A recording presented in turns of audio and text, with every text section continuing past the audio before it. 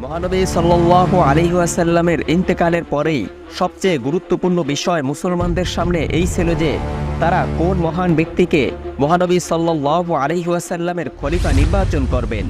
তাছাড়া জরুরি ছিল এই কাজটি যথাসম্ভব শীঘ্রই সম্পন্ন করে ফেলা, নয়তো এই আশঙ্কা ছিল যে মুনাফিকদের ষড়যন্ত্রে মুসলমানদের ঐক্য, যা এই পবিত্র দিনের ভিত্তি, তা টুকরো টুকরো হয়ে যাবে এবং ইসলামের গৌরব, যা নির্মাণে মহানবী সাল্লাল্লাহু আলাইহি ওয়াসাল্লামের জীবনের দীর্ঘ 23টি বছর খরচ হয়েছে, তা জমিনের সাথে মিশে যাবে। প্রিয় সুধী, নবীজির ইন্তেকালের পর কেন সাহাবায়ে কেরাম দুভাগে ভাগ হয়েছিলেন? হজরত আবু বকর রাদিয়াল্লাহু তাআলা আনহুকে তারা কিভাবে খলিফা নির্বাচন করেছিলেন এবং হজরত আলী রাদিয়াল্লাহু তাআলা আনহু খেলাফতের দীর্ঘ 6 মাস পর কেন হজরত আবু বকর রাদিয়াল্লাহু তাআলা আনহুর নিকট বায়াত গ্রহণ করেছিলেন, তাই জানবো আজকের এই ভিডিওতে। ইসলামের এই গুরুত্বপূর্ণ ইতিহাসটি জানার জন্য না টেনে পুরো আলোচনাটি শুনুন। নবীজির ইন্তেকালের পর সাহাবায়ে কেরাম প্রধানত দুই ভাগে ভাগ হয়েছিলেন। প্রথম দল মুহাজির, দ্বিতীয় দল আনসার। যেই সকল মুসলমান নিজেদের দেশ, আত্মীয় স্বজন এবং ধন সম্পদ পরিত্যাগ করে মক্কা মুআজ্জামা থেকে মদিনায় চলে এসেছিলেন, তারা ছিলেন মুহাজির। অপরপক্ষে যারা নিজেদের জান ও মালের বিনিময়ে রাসূল সাল্লাল্লাহু আলাইহি ওয়াসাল্লামকে সাহায্য করেছিলেন এবং নিজেদের দেশ মদিনায় আহ্বান করে দ্বীনের আলোকবর্তিকা সমুজ্জ্বল করেছিলেন, তারা ছিলেন আনসার। আর এই আনসারগণ বনু সাইদার বৈঠকখানায় একত্রিত হয়েছিল। বনু সাইদার বৈঠকখানা ছিল আনসারদের নেতা সাদ ইবনে উবাদা রাদিয়াল্লাহু তাআলা আনহু এর বৈঠকখানা। আনসারদের নেতৃবৃন্দ বনু সাইদার বৈঠকখানায় একত্রিত হলো এবং খলিফা নির্বাচনের বিষয়ে আলাপ আলোচনা করতে লাগলো। প্রথমে সাদ ইবনে উবাদা রাদিয়াল্লাহু তাআলা আনহু দাঁড়ালেন। তিনি আনসারদের দিন সেবার কথা উল্লেখ করলেন এবং বললেন, রাসূল সাল্লাল্লাহু আলাইহি ওয়াসাল্লামের প্রতিনিধিত্বর সবচেয়ে বেশি উপযুক্ত আমরাই। কতিপয় আনসার তার কথার সমর্থন করে বললেন, আপনি সম্পূর্ণ সঠিক কথা বলেছেন। সমাবেশ থেকে এক আওয়াজ এলো, যদি মুহাজিরগণ আমাদের এই দাবি না মানেন এবং রাসূল সাল্লাল্লাহু আলাইহি ওয়াসাল্লামের আত্মীয়তার কারণে নিজেদের দাবি উত্থাপন করেন, তাহলে কি হবে? তখন অন্য একজন জবাব দিল, তাহলে আমাদের বংশ থেকে একজন আমির হবেন এবং তাদের বংশ থেকে একজন আমির হবেন। হজরত আবু বকর রাদিয়াল্লাহু তাআলা আনহু ও ওমর রাদিয়াল্লাহু তাআলা আনহু এই সমাবেশের কথা জানতে পারলেন। তখন তারা মুহাজিরদেরকে সঙ্গে নিয়ে সেখানে উপস্থিত হলেন। হজরত ওমর রাদিয়াল্লাহু তাআলা আনহু কিছু বলতে যাচ্ছিলেন, কিন্তু আবু বকর রাদিয়াল্লাহু তাআলা আনহু তখনই তাকে থামিয়ে দিলেন এবং নিজেই অত্যন্ত দৃঢ়তা ও গাম্ভীর্যের সাথে এক বক্তৃতা দিলেন। এই বক্তৃতায় তিনি প্রথমে মুহাজিরদের ত্যাগের কথা উল্লেখ করলেন, অতঃপর আনসারদের ত্যাগী মনোবৃত্তির কথা অন্তর খুলে প্রশংসা করলেন। এরপর বললেন, যদি মহাত্ম ও গুণাবলী দেখা হয় তাহলে দু দলের কেউই অন্যের চেয়ে কম নয়, কিন্তু রাসূল সাল্লাল্লাহু আলাইহি ওয়াসাল্লাম বলেছেন, নেতা কুরাইশদের মধ্য থেকেই নির্বাচিত হবে। অতএব হে আনসার সম্প্রদায়, খলিফাগণ আমাদের মধ্য থেকেই হবেন এবং উজিরগণ আপনাদের মধ্য থেকে হবে। আপনারা বিশ্বাস করুন যে খেলাফতের গুরুত্বপূর্ণ বিষয়সমূহে আপনাদের পরামর্শ অবশ্যই গ্রহণ করা হবে। আনসারদের মধ্য থেকে খাজরাজ গোত্রের এক ব্যক্তি দাঁড়ালো এবং সে বলতে লাগলো, আচ্ছা, মুহাজিরদের যদি আমাদের খলিফা হওয়াতে অসম্মতি থাকে, তাহলে একজন আমির তাদের মধ্য থেকে হন এবং অন্য একজন আমির আমাদের আনসারদের মধ্য থেকে হবে। স্পষ্টই এই কথা ছিল নিতান্ত ভুল। সেজন্য ওমর রাদিয়াল্লাহু তাআলা আনহু অত্যন্ত কঠোরভাবে এর প্রতিবাদ করলেন। অতঃপর মুহাজিরদের মধ্য থেকে হযরত আবু উবাদা ইবনুল জাররাহ রাদিয়াল্লাহু তাআলা আনহু বললেন, হে আনসার সম্প্রদায়, আপনারাই প্রথমে ইসলামকে শক্তি দান করেছেন, এখন আপনারাই তার দুর্বলতার ব্যবস্থা করবেন না। এই কথা শুনে খাজরাজ গোত্রের অপর এক ব্যক্তি হযরত বশির ইবনে সাদ রাদিয়াল্লাহু তাআলা আনহু দাঁড়ালেন এবং নিজ সম্প্রদায়কে সম্বোধন করে বলতে লাগলেন, হে আনসার সম্প্রদায়, আমরা যদি ইসলামের সেবায় অংশগ্রহণ করে থাকি তাহলে আল্লাহ তাআলার সন্তুষ্টি এবং তার রাসূলের অনুগত্যের খাতিরেই করেছি। এতে কারো প্রতি অনুগ্রহ প্রকাশের কোনো অবকাশ আছে কি? এবং তার বিনিময়ে পার্থিব সম্পদ কামনা করা কতটুকুই বা সমীচীন? শুনুন, রাসূল সাল্লাল্লাহু আলাইহি ওয়াসাল্লাম কুরাইশ বংশের ছিলেন। কুরাইশ বংশ তার প্রতিনিধিত্বের অধিক উপযুক্ত। আল্লাহর শপথ, এই পদের ব্যাপারে আমি তাদের সাথে বিবাদ করা মোটেই পছন্দ করি না।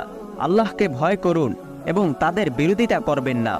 আনসারদের মধ্য থেকেই যখন একটি দল কুরাইশদের সমর্থক হয়ে গেল, তখন তারা সবাই নীরব হয়ে গেলেন। এখন এই বিষয় তো সিদ্ধান্ত হয়েই গেল যে কুরাইশদের মধ্য থেকেই খলিফা নির্বাচিত হবে। তবে এই বিষয়টি অবশিষ্ট ছিল যে কে হবেন সেই মহান নেতা। হযরত আবু বকর রাদিয়াল্লাহু তাআলা আনহু বললেন, ভাইরা, ওমর ইবনুল খাত্তাব এবং আবু উবাদা ইবনুল জাররাহ রাদিয়াল্লাহু তাআলা আনহুমা, এদের মধ্য থেকেই যে কোনো একজনের খলিফা হওয়া উচিত। আপনারা যাকে উপযুক্ত মনে করেন তারা নির্বাচন করুন। এই কথা শুনে তারা দুজনেই দাঁড়িয়ে গেলেন এবং এক বাক্যে বললেন, হে সিদ্দিক, আপনি থাকতে আমরা এমন সাহস কখনো দেখাতে পারি না। আপনি মুহাজিরদের মধ্যে শ্রেষ্ঠ। সওর গুহায় নির্জনে রাসূল সাল্লাল্লাহু আলাইহি ওয়াসাল্লামের সাথে ছিলেন। ইসলামের সবচেয়ে গুরুত্বপূর্ণ বিষয় হলো নামাজ। রাসূল সাল্লাল্লাহু আলাইহি ওয়াসাল্লামের জীবদ্দশায় নামাজের ইমামতিতে আপনিই তার প্রতিনিধিত্ব করেছেন। এই সকল মহত্ব থাকতে রাসূলের খলিফা হবার জন্য আপনার চেয়ে অধিক উপযুক্ত ব্যক্তি আর কেই বা হতে পারে। অতএব আপনার হাত বাড়িয়ে দিন, আমরাই প্রথমে আপনার হাতে বায়াত গ্রহণ করি। কিন্তু সিদ্দিক আকবর হাত বাড়ালেন না। ওমর রাদিয়াল্লাহু তাআলা আনহু দেখলেন যে যদি আবু বকর অসম্মত হন তাহলে বিষয়টি নিয়ে নতুন করে বিতর্ক সৃষ্টি হবে। তাই তিনি নিজেই হাত বাড়িয়ে দিয়ে মহান সিদ্দিকের হাতে বায়াত গ্রহণ করলেন। এরপর উপস্থিত মজলিসে যারা ছিলেন তারাও একে একে বায়াত গ্রহণ করলেন।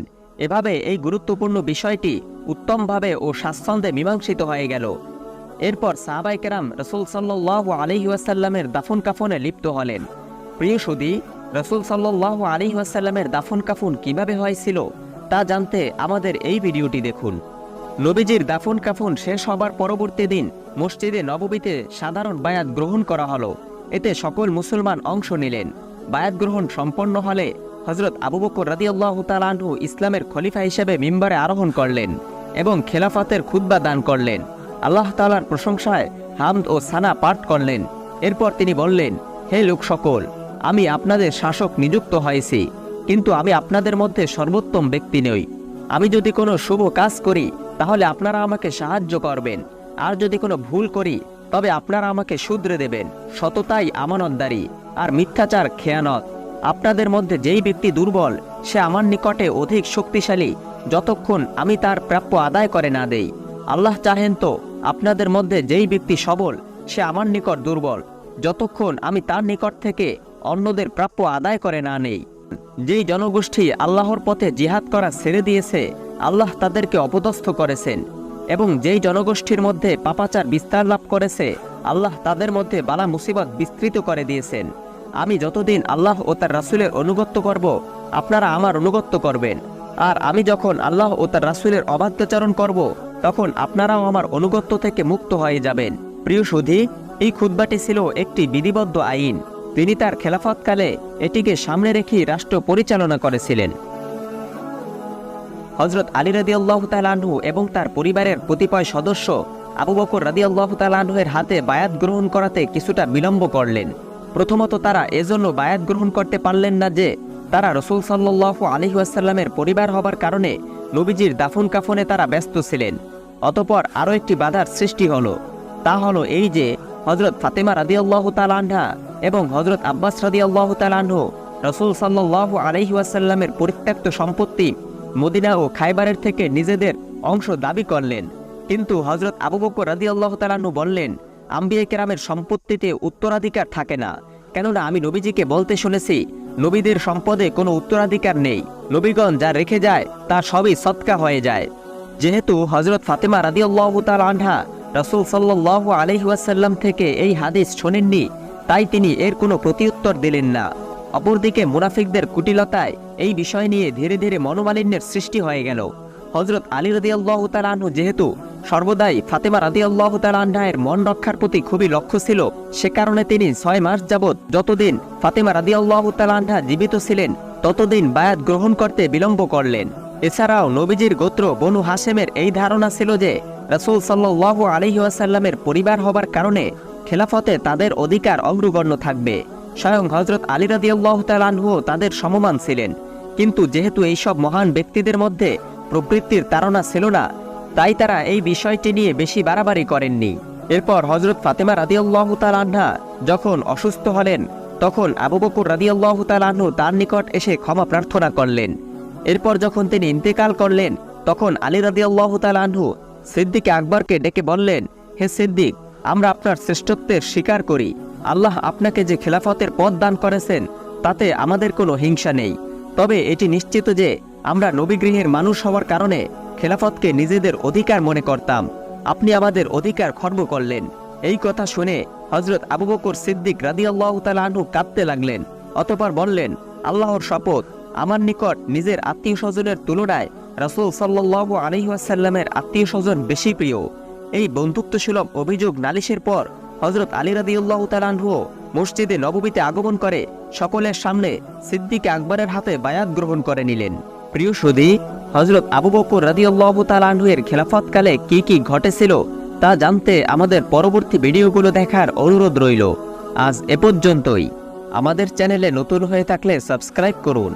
ভিডিওটি ভালো লাগলে লাইক, কমেন্ট ও শেয়ার করে অন্যদের দেখার সুযোগ করে দিন। আসসালামু আলাইকুম ওয়া রাহমাতুল্লাহ।